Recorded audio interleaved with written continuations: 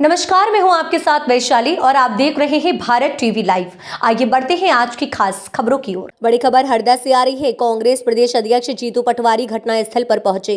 जीतू पटवारी और स्थानीय नेता घटनास्थल का मुआयना करने के बाद मीडिया से चर्चा में इस घटना को बताया सरकार द्वारा प्रायोजित हत्या, सरकार पर लापरवाही का लगाया आरोप। मध्य प्रदेश में बारूद माफिया काम कर रहे हैं। फैक्ट्री मालिक के साथ साथ अधिकारियों पर भी हत्या का मामला दर्ज हो। मृतकों के परिजनों को 1 करोड़ का दिया जाए मुआवजा, घायलों को 10 लाख दिया जाए। कि सबसे पहले हम हॉस्पिटल में गए। हॉस्पिटल में जो अंदर काम कर रहे हैं, मोबाइल आप भी नहीं कर पाओगे, हम भी नहीं उन लोगों से बात की मैंने। जो घायल है उनका प्रत्यक्षदर्शियों का कहना है कि यहाँ 400 से 600 लोगों तक काम करते थे। लोकल लोग थे 100, 150, 200, बाकी 300-400 लोग बाहर से आते थे, अलग अलग जिलों से आते थे, अलग अलग जगह से आते थे। और खासकर सारे 80% लोग दलित समाज और हमारे ST SC के थे। 70% लोग उस तरीके के लोगों ने आइडेंटिफाई करे कि कोई झाबुआ से आ रहा है, कोई पीछे खंडवा से आ रहा है, मतलब आदिवासी समाज के परिवार के लोग ज्यादा थे। अल्टीमेटली जहाँ 500-600 लोग काम कर रहे हो, कम भी होंगे, 400 होंगे। एक बेसमेंट था नीचे, बेसमेंट में 100 लोगों से ऊपर, 150 लोगों से ऊपर काम करते थे। पहली फ्लोर, दूसरी फ्लोर, तीसरी फ्लोर। जिस 15 किलो से ज्यादा आप विस्फोटक नहीं रख सकते हो, बारूद नहीं रख सकते, ये नियम है। इतना बड़ा विस्फोट ये कहता है कि हजारों किलो बारूद था। तो अल्टीमेटली आरोप प्रत्यारोप का विषय थोड़ा नीचे रखो ना, थोड़ा नीचे स्पष्ट है। फ्रेम में नहीं आएगा। झाबुआ में कांड हुआ, बीजेपी का नेता उसमें संदिग्ध था, 80 लोग मर गए थे, जांच आयोग गठित किया था, SIT भेजी गई थी। आज तक जांच रिपोर्ट पे क्या हुआ और दोषी कौन है, संदिग्ध के दायरे में है। अब आप देखो, मैं वहां से आके सीधा स्पॉट पे गया जब JCP चल रही है। JCPओ के चलने की प्रोसेस ऐसी है कि लाश कोई जिंदा बच भी जाए तो नहीं बच सकता। और फिर न फोरेंसिक का कोई आदमी दिख रहा है, न कोई एक्सपर्ट इस पूरे इस तरह के आपदा प्रबंधन का दिख रहा है। अल्टीमेटली एक तरह से रेस्क्यू ऑपरेशन के नाम पे जमीन को खोदा जा रहा है, मतलब केवल JCP से जमीन को पलटी जा रही है। ये मैं समझता हूँ कि लापरवाही का सबसे बड़ा उदाहरण है।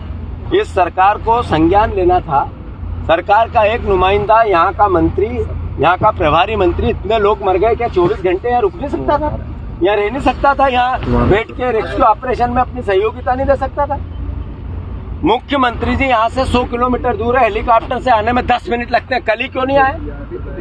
अगर आप में इतनी संवेदनाएं सत्ता के मद में समाप्त हो गई है, तो फिर तो मध्य प्रदेश के वासियों, भगवान राम के सहारे हैं हम लोग। मैं सवाल है, जब रेस्क्यू ऑपरेशन चल रहा है तो क्यों फोरेंसिक की टीम नहीं है? सवाल है, कितने लोग नीचे दबे हुए? इतना बड़ा ब्लास्ट था, इतना तेज गति का ताप था, जो स्केल था आग का या विस्फोट का, उसमें लोहा भी पिघल जाए तो इंसान की हड्डियां कब गल गई पता ही नहीं चला। ये फोरेंसिक के लोगों ने, एक्सपर्ट लोगों ने जो वहां अंदर काम कर रहे हैं, उन्होंने मुझे बताया। तो कुल मिला के सैकड़ों की तादाद में लोग हताहत हुए। ये 10 और 11 की जो बातें हो रही है, ये मुख्यमंत्री जी सिर्फ बताई जा रही है। मैं आपसे अनुरोध करता हूं, गरीब की जान की कीमत नहीं है इस मध्य प्रदेश में। गरीब की जान की परवाह करो।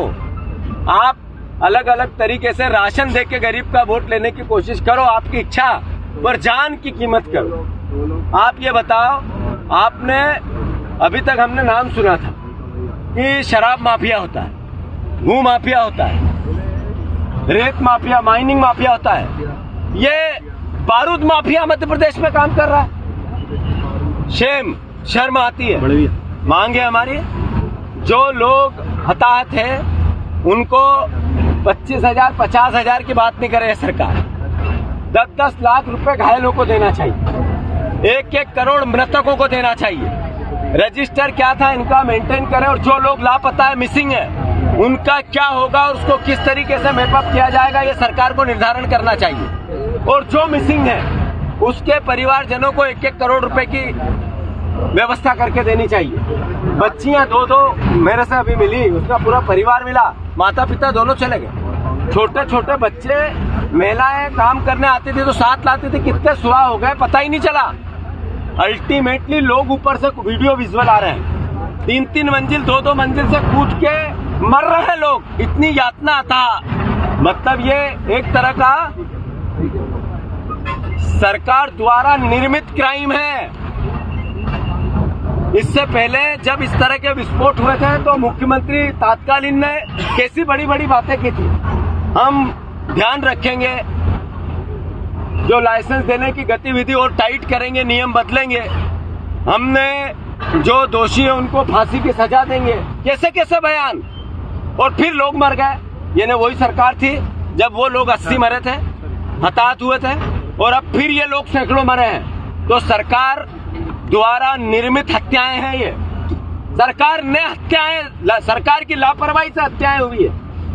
एक मंत्री रेस्क्यू ऑपरेशन में नहीं रह सकता सरकार का, इससे ज्यादा बड़ी लापरवाही तो कुछ नहीं हो सकती है।